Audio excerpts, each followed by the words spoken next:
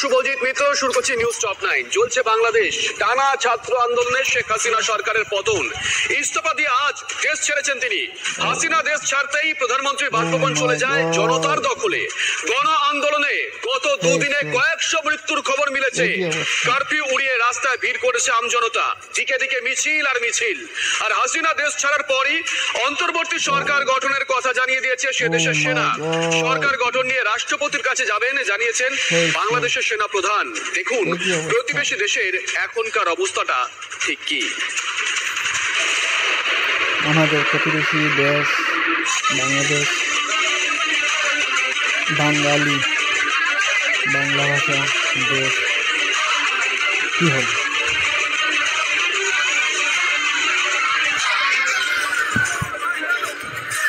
আবার উত্তাল বাংলাদেশ।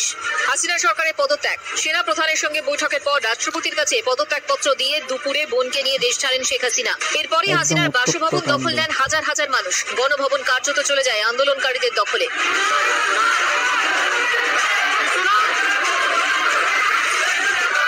মুক্তিযোদ্ধার নায়ক বঙ্গবন্ধুর মূর্তি ভেঙে তছনছ।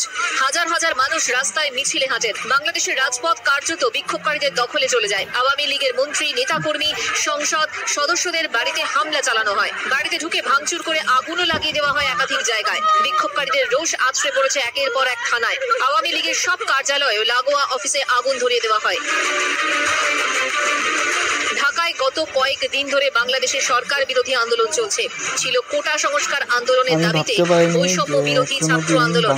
এরপর সেই ছাত্র মঞ্চ দাবি তোলে হাসিনা সরকারের পদত্যাগের। আন্দোলনকারীদের পাশে দাঁড়াতে দেখা গেছে বিরোধী দলের নেতাদেরও। এই অবস্থায় আলাপ আলোচনার মাধ্যমে শান্তিপূর্ণ উপায়ে সমস্যার সমাধানের প্রস্তাব দিয়েছিল সরকার পক্ষ। কিন্তু শেখ হাসিনা চাইলেও আলোচনায় বসতে রাজি হননি কোটা বিরোধী ছাত্র আন্দোলনের নেতারা। রবিবার বিক্ষোভকারীদের সঙ্গে পুলিশের সংঘর্ষে শতাধিক মানুষের মৃত্যু হয়। পরিস্থিতি ক্রমে জটিল হচ্ছিল। রবিবার সন্ধ্যায় বাংলাদেশে অশান্তি ঠেকাতে কারফিউ জারি করা হয়েছিল। তার মধ্যেই ঢাকা চলো লং মার্চের ডাক দেন আন্দোলনকারীরা। সোমবার থেকে 3 দিন ছুটিও ঘোষণা করে সরকার। তবে সোমবার সকাল থেকেই ঢাকার রাস্তায় কারফিউ উপেক্ষা করে ভিড় বাড়তে থাকে মানুষের। আন্দোলনকারীদের জমায়েতে পুলিশ লাঠিচার্জ করে, কাঁদানে গ্যাসও ছোড়া হয়। কিন্তু আন্দোলন দমানো যায়নি। তারপরেই হাসিনার পদত্যাগের খবর প্রকাশ্যে আসে।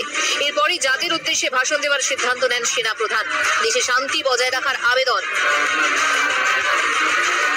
প্রধানমন্ত্রী পদত্যাগ করেছেন এবং এখন একটা ইন্টারিম গভর্নমেন্ট ফর্ম করে আমরা আমাদের কার্যক্রম পরিচালনা করব। আমি আপনাদের কথা দিচ্ছি, সমস্ত হত্যা, সমস্ত অন্যায়ের বিচার আমরা করব।